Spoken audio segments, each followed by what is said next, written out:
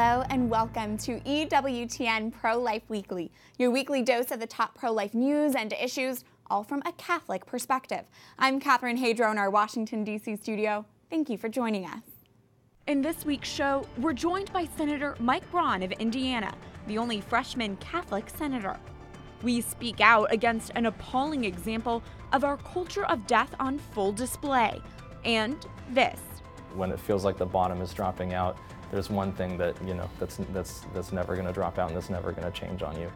In part 2 of our interview, David Daleiden shares how his Catholic faith plays a big part in his pro-life work. But first, our top story, Catholics speak out after New York Governor Andrew Cuomo signed into law one of the most extreme abortion bills in the country. Governor Cuomo, who identifies as Catholic, signed the Reproductive Health Act into law on the anniversary of Roe v. Wade last week. This New York law permits abortion in the state for any reason until the 24th week of pregnancy and up until birth to protect, quote, the life and health of the mother. This new law also authorizes non-doctors to perform some abortion procedures. Catholic bishops were quick to condemn the legislation. In an open letter to the governor, Albany's Bishop Edward Scharfenberger writes in part, "Dear Governor Cuomo, although in your recent State of the State address, you cited your Catholic faith and said we should stand with Pope Francis, your advocacy of extreme abortion legislation is completely contrary to the teachings of our Pope and our Church." Joining us now is Bishop Edward Scharfenberger of the Diocese of Albany in New York. Your Excellency, thank you for being a part of the show. I know a lot of Catholics have questions about the repercussions Governor Cuomo will face, and we're grateful you're here to walk us through that. Yeah. Oh, I'm so happy to be here. Thank you for inviting me, and I'm just, happy to be part of this conversation, which is very important, isn't it? Yeah. You said in an interview with Fox News that Governor Cuomo's continued distance from communion with the Catholic Church may unfortunately result in excommunication. Can you expand on why or why not that may be the case? Well, as I say, his advocacy for this bill distances himself more and more from the truth of what we believe is the sanctity of all human life. And this weird celebration almost of the killing of not only of unborn children, but also the destruction of the lives of their mothers and the families that they would be a part of. So this continues to alienate him from the church. But you know what? I think our bigger battle is not against Governor Cuomo, but against the ideology that continues to promote this cancerous view that somehow or other abortion is good for women. Obviously, it's not good for children because it always results in death. And it also results in the loss of lives of many women as well, too. Half of all children who are born are females, are women. Let me talk about excommunication. Excommunication is somewhat like fighting cancer by cutting off a limb. Now, of course, because we're a religion that believes in salvation and redemption, Jesus has been known even to reattach severed limbs. But that's really what it's like. And when a person so aligns themselves with a disease, with a cancerous way of thinking, with the sin, it may come to a point that the only way to preserve the body is to cut off that limb. And that's really what excommunication is. And can you clarify, Your Excellency, does Governor Andrew Cuomo fall under your jurisdiction? Governor Cuomo does, so far as I know, does not fall under my jurisdiction as a bishop that has the responsibility for the spiritual welfare of the diocese, because he does not live within the diocese to the best of my knowledge. However, if Governor Cuomo or anybody else were to have committed some sort of a canonical crime, then by penal law, that might allow me to have jurisdiction over that. Some would argue that because the law was signed in your city of Albany and canon law treats governors of state as heads of state and the head of state's executive mansion is right next to your cathedral, if I understand, some do argue it's equally applicable that Governor Cuomo is under your jurisdiction and Cardinal Dolan's An argument has been made. An argument has been made that is not the And canonists argue both ways. I suppose if I wanted to use that argument, I might be able to use that argument if I felt that that was an appropriate way to deal with it. But we have to keep in mind that in the case of a penal law, there has to be a specific crime identified. And that is one of the things that right now, I'm listening to a lot of opinions, but I don't find a specific crime right here. And again, I want to say this, that I think the ability of excommunication to change the behavior and the conscience of an individual, that's the purpose of it. It's supposed to change the behavior and conscience of an individual or anybody. It's supposed to have an effect not only of punishing, but of noting that something is gravely wrong that cannot continue, and to lead to a conversion of the person. So it's we have to ask ourselves that question: how does this save lives? Particularly when the real cancer right here is the ideology that abortion is somehow an advancement of the rights of women and somehow or other promotes freedom in our society. That is the ideology that continues, that actually was promoted by a certain branch of feminism that continues to I think, confuse and really infiltrate our society. Your Excellency, as you mentioned, Governor Cuomo has been applauding and bragging about this extreme new abortion law. How are you going to shepherd your flock during this time, and especially considering he continues to invoke Pope Francis, prevent more souls going into sin? I always keep asking myself in this situation, what would Jesus do, or what does Jesus expect me to do? And it seems to me that Jesus, wherever he was confronted by evil and confronted by sin and by sinful patterns. So he always called that evil out. He always identified it for what it was. But at the same token, he always opened his heart to sinners who would be converted. So he drove out the demons, for example, wherever they were, and then the person was freed from that. In a sense, I think it's very real. It's more than just a sense. What we need to do is to drive out the evil from the heart of our society that promotes this mentality, this ideology that the destruction of innocent life is something that is good for the health of that society.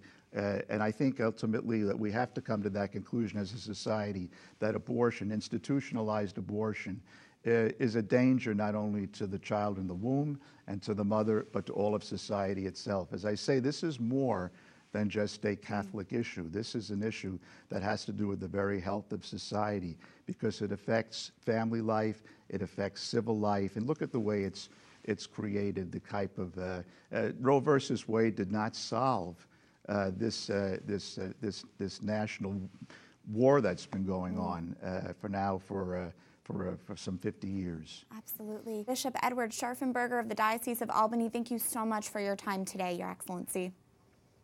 Thank you very much as well, too, and thank you for all of our listeners and all of our viewers that have tuned in. We stay on this topic now with Mallory Quigley, the Vice President of Communications for the Susan B. Anthony List. Mallory, grateful for your insight this week. Absolutely. Where else do we see extreme abortion legislation like what just passed in New York? Yeah, well, there's about 10 states that have laws in place, trigger laws, to the opposite effect of the pro-life trigger laws that are really meant to ensure that abortion on demand is available in the event that Roe were to be overturned. Colorado, Rhode Island is considering something similar. So it's about 10 or a few more states that have this regime. This isn't an isolated case in New York. Unfortunately, no. This law permits abortion for any reason until the 24th week of pregnancy, and then in cases to protect, quote, the life and health of the mother after that. Can you clarify, what does that mean? That is so important that every pro-life person understands the reality of what that means.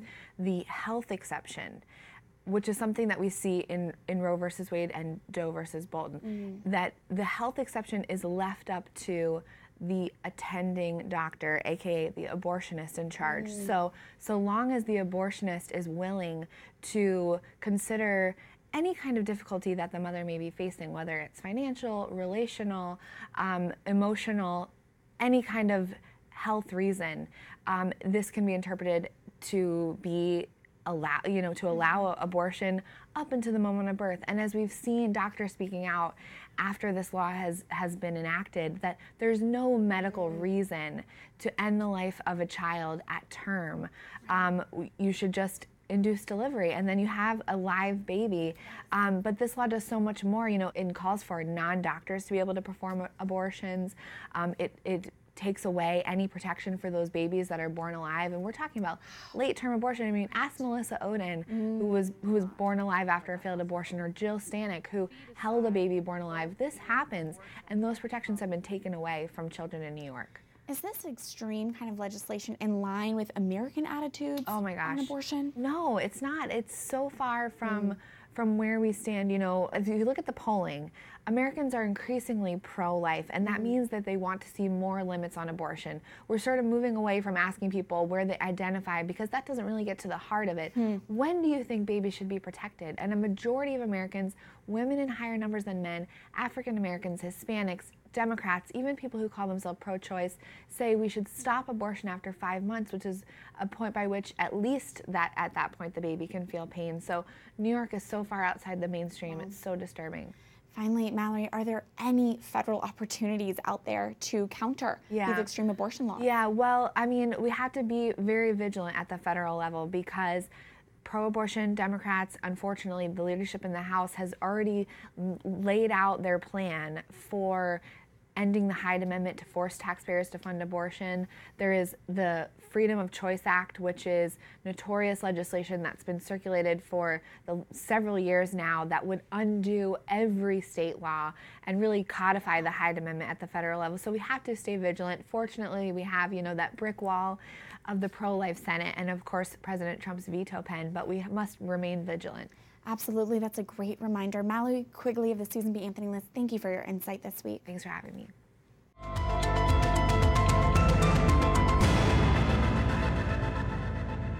New York State has signed the Reproductive Health Act into law, which permits abortion up until birth. New York has now joined other states, including Oregon, Vermont, Colorado, and New Hampshire, as well as the District of Columbia, and authorizing some of the most permissive abortion laws in the country. You should also know that other states are considering this exact type of legislation as well, and many may follow suit. As pro-lifers, we need to speak up now to prevent extreme abortion laws like these from being enacted into more states. That brings us to this week's call to action. Go to prolifeweekly.com. Again, go to prolifeweekly.com. Here, you can directly send an email to your state legislator asking them to reject the likes of New York's extreme law and instead pass pro-life laws as a response. Once you get to prolifeweekly.com, you will fill out some basic information so we can craft the message to be for your specific state House and state Senate members. Again, New York has approved a radical expansion of its abortion law, and our lawmakers need to know we do not want them to follow New York's example. One major way we can respond to death-enabling legislation is to pass life-affirming laws. Make sure your state lawmakers know where you stand. Send an email directly to them by going to prolifeweekly.com. In the aftermath of this New York abortion law, we go to our next guest on Capitol Hill, who says he will work to protect the unborn. Newly elected Senator Mike Braun of Indiana joins us now. He is the only Catholic freshman in the U.S. Senate. Welcome to the show, Senator. Well, good to be on. It's good to have you. Senator, we just saw New York State pass an expansive new abortion law on the anniversary of Roe v. Wade. What are actions that you and other pro-life senators can do at the federal level to protect human life? Well, I've always been a protector and a proponent of trying to work some of these terrible laws to where it respects the sanctity of life. And truly disappointing when I understood that the Senate couldn't get a bill across the finish line recently that was going to outlaw abortions after 20 weeks. And then you get the news of where they're bragging about this legislation in New York. And I'm hoping the courts weigh in on that like they always do when we try to protect the sanctity of life. So I was appalled by that. And hope that somehow we can marshal our efforts and prevent stuff like that happening. Absolutely. Senator Steve Daines recently announced the creation of a pro-life caucus in the U.S. Senate. How significant do you think that will be, and what's your reaction to the news? I think that's great. Gotten to know Senator Daines well. Was at a get-together about a week ago, and Susan B. Anthony, Indiana Right to Life, National Right to Life, they all supported me in my campaign. And, you know, I believe that it should be one of the simplest things that we should agree on, and that's to protect life, you know, from its origin. We've gotten so far away from it. But I think with the leadership of Senator Daines, somebody like myself that is an added recruit, maybe we'll start making true headway. This is the first time we've welcomed you onto EWTN Pro-Life Weekly. Can you tell our viewers, why is the pro-life issue important to you?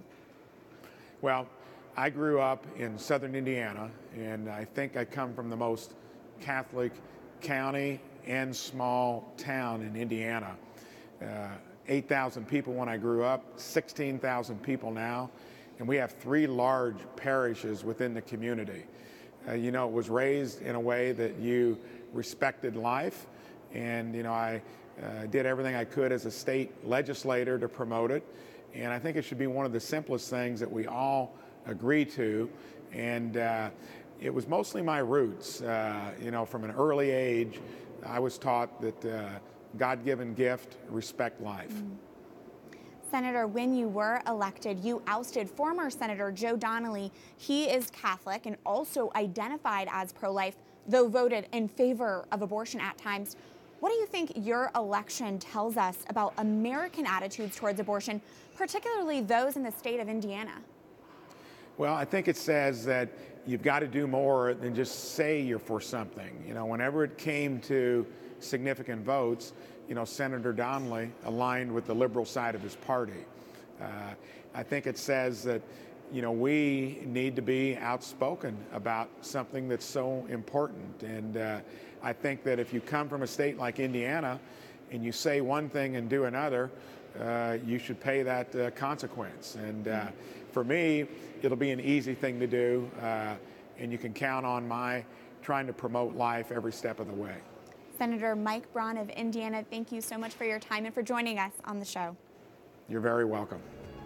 When we come back, You know, I don't talk about this a lot, but but I'll say it here. But I don't think that I would be able to do my work the way that I do right now, and I don't know that I would be able to do personally without having the church and having the faith of the church.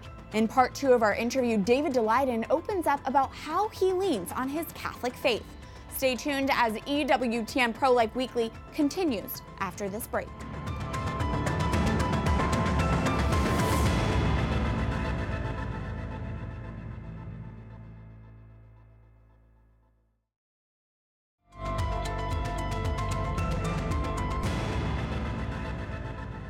Welcome back to EWTN Pro-Life Weekly. I'm Catherine Hadro.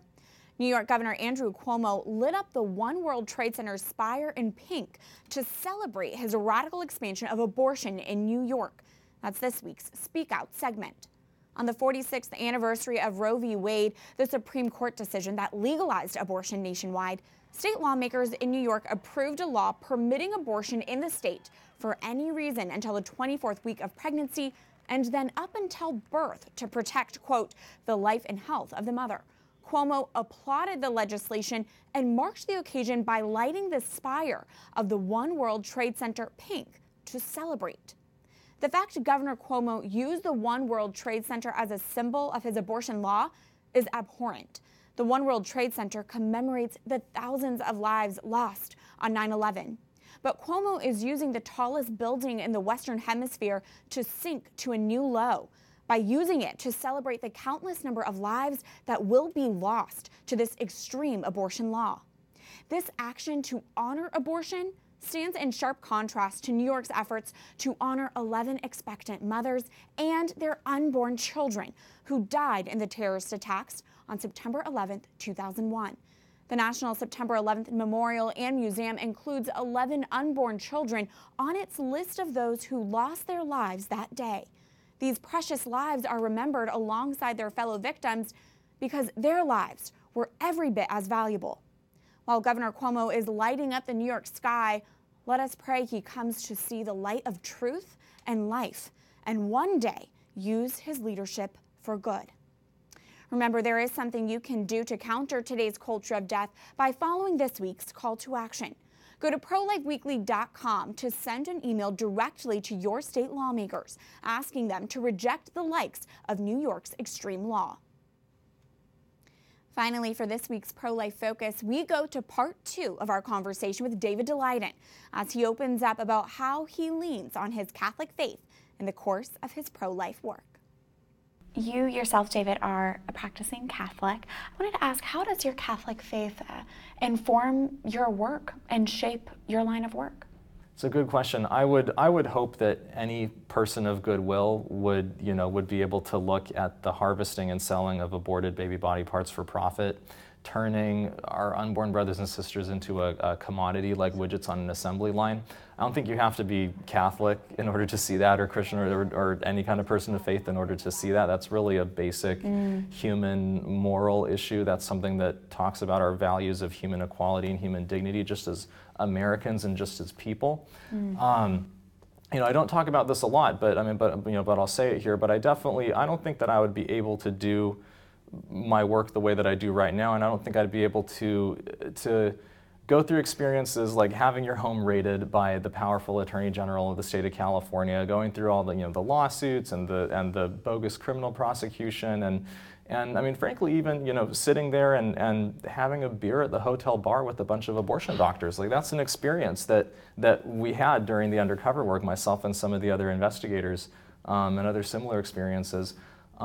That's something that I don't know that I would be able to do personally without having the church and having the faith of the church and the ancient rituals of the church and all of that as an anchor, as something that's really grounding and a foundation that no matter if the world is crumbling all around you, you can always come back to that because it has stood and will continue to stand the test of time, because it's not of this world.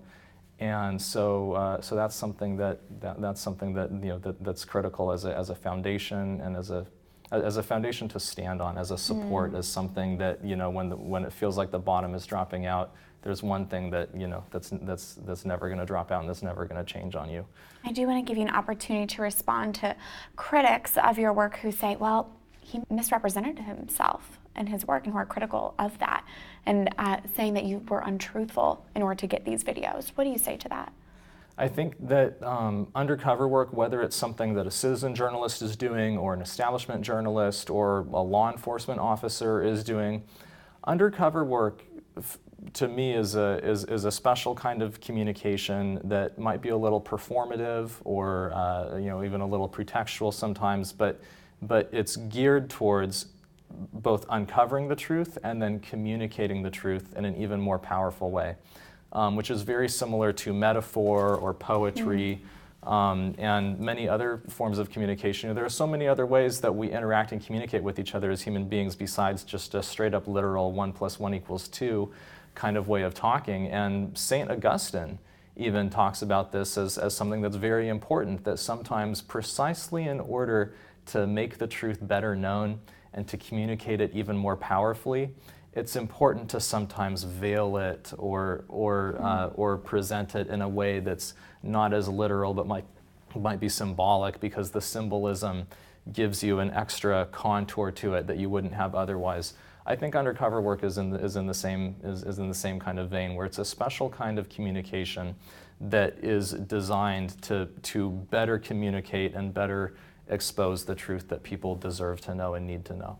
What do you make of Planned Parenthood's new president, Dr. Leana Wen? Do you have any initial reaction to her appointment? Yeah, I think that I think that Dr. Leana Wen is definitely a strategic appointment on the part of a lot of the established entrenched interests within Planned Parenthood.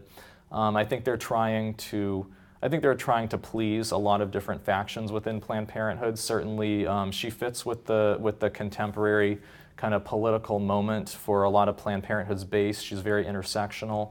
And I think she's also really meant to be a play towards the abortion providers within Planned Parenthood, because they've felt for so long like as doctors, that they, you know, they think they're the experts and they're the ones who ought to be running the show at Planned Parenthood, and they have felt very undervalued and underappreciated by the political kind of public face of Planned Parenthood. So I think Dr. Wen is in part meant to try and solve that problem for the workhorse engine part of Planned Parenthood, the abortion providers. And then I also think, you know, Dr. Wen herself has made a lot of really interesting comments that I don't really disagree with about the importance of transparency in the medical field, and she's even called for radical transparency from medical providers and from doctors about their work, specifically even about their positions on abortion and their involvement with abortion work. So I am in total agreement with the president of the new president of Planned Parenthood on that, the call for radical transparency from abortion providers and from the abortion industry. And so I'd hope that Dr. Leanna Wen would join me in saying, you know, hashtag release the videos, right? Let's have some radical transparency about what goes on with Planned Parenthood leadership at the National Abortion Federation annual meetings. Those tapes are sitting there waiting to be played, and if the new president of Planned Parenthood really believes in radical transparency, I think she would testify in support of that in front of Judge Oreck the next time we see him. We'll see if that happens. David Daleiden, thank you so much for taking the time to be with us. Thank you. That does it for this edition of EWTN Pro-Life Weekly. Until next time, you can email me at prolifeweekly@ewtn.com or like my public page on Facebook. Just look for Catherine Hadro. Remember, life is a gift. Your life is a gift. God bless.